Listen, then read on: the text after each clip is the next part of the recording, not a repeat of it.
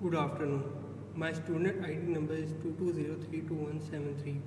My Lord, the defense submits that any attempts to adduce bad character evidence against Mrs. Denise Snow under Section 100 of Criminal Justice Act 2003 is inadmissible as it lacks the probative value necessary to access her credibility as witness.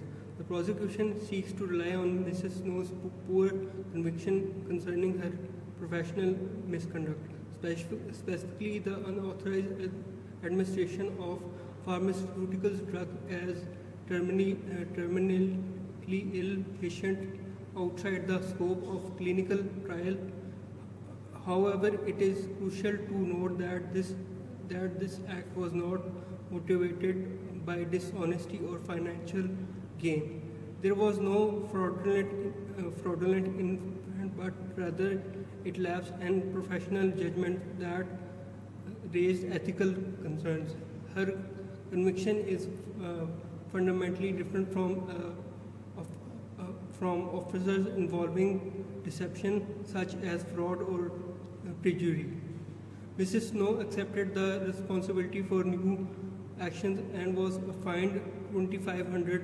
Additionally, the General Medical Council suspended her right to practice, which was later reinstalled given by the significant temporal gap between the past conviction and the present trial. The introduction of the evidence would be both irrelevant and prejudicial. For bad character evidence as admissible, it must assist the jury in understanding the facts of the case. In R versus Davis, the Court of Appeal had that such of evidence should not be admitted, where absence would create difficulties in comprehending the case. Here's Mrs. Snow's poor conviction provides no factual background relevant to the present case. Her testimony can be accessed without reference to the past conviction, which has no legitimate supplementary explanatory function. Allowing that, the evidence would distract from the key issue, leading to the improper assumptions about her credibility. Under Section 100, subsection 1 of the CGA 2003, bad character evidence must be substantial probative value in assessing witness credibility. In R versus Brewster and Cronell, the Court of Appeal referred that the bad character evidence should only be introduced when meaningfully contributes to evaluating the credibility. Mrs. Snow's conviction resulted from the professional lapse, not deception. This is distinct from convictions related to misconduct.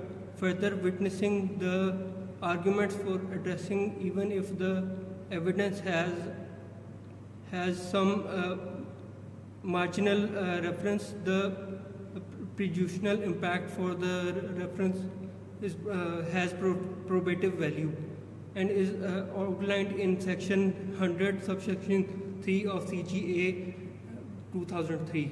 Even when bad character evidence is minimally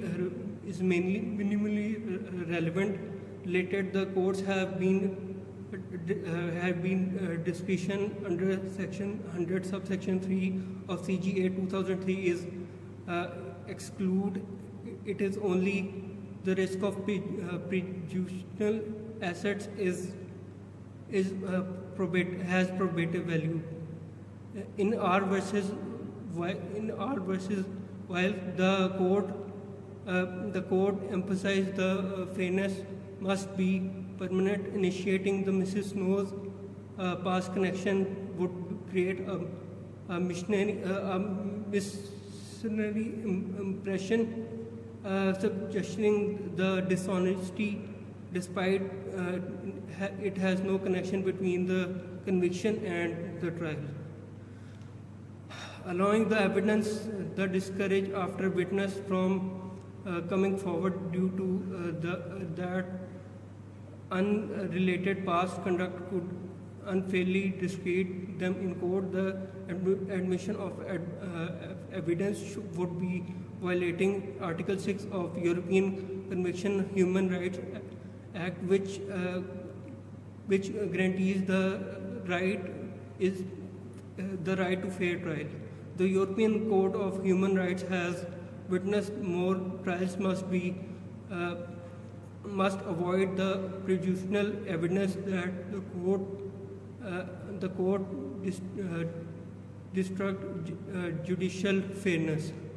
Juniors are not legal experts, as it may struggle to differentiate between professional and misconduct and dishonesty. In R versus Campbell, the court recognized that the juniors often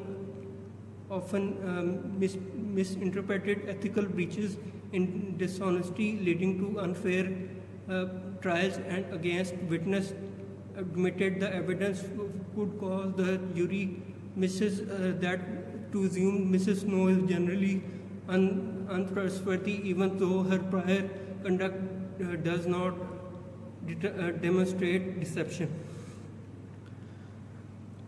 The defense confirms that the notice has been served with the instruct under the criminal procedure rules. The prosecutor's application to introduce bad character evidence was filed in 28th January 2025 with a 14-day response period, making this objection timely. However, the court finds any procedural delay. We respectfully request in the extension of the time due to complexity of legal issues involved by the defense. Required time to consult the defendant and the relevant expert to ensure a weak founded objection and to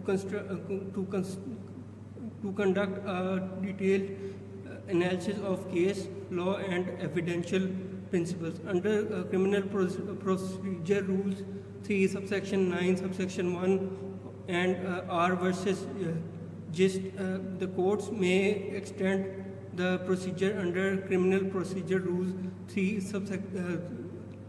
the court may extend the rules where it is necessary to achieve justice, given the importance to issue and the determination would be fairness without any untruly delaying proceeding.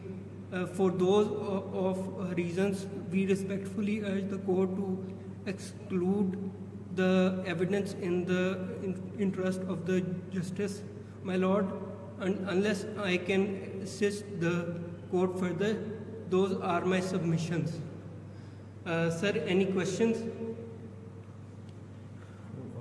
Why should Mrs. Snow's prior conviction not be admitted under Section 100 of the CGA 2003? Sir, in my opinion, Mrs. Snow prior conviction does not bear substantial probative value in assessing her credibility as respond under Section 101 of subsection B of CGA 2003. Her conviction stemmed from lapse in professional judgment rather the dishonesty, fraud, and deception, since her actions were not motivated by personal gain and was was intent to mislead. They do not indicate tendency to the untruthful in the court, making the evidence irrelevant and prejudicial. How does R versus Hansen support the exclusion of this evidence? Sir, in R versus Hansen, the courts of appeal confirmed that the past conviction lacking in element of dishonesty have limited probative value, where assuming witness credibility in Mrs. Snow's conviction involved in ethical lapse rather than in deception, meaning it does not desist the court in determining whether it is the truthful witness as result. Thank you.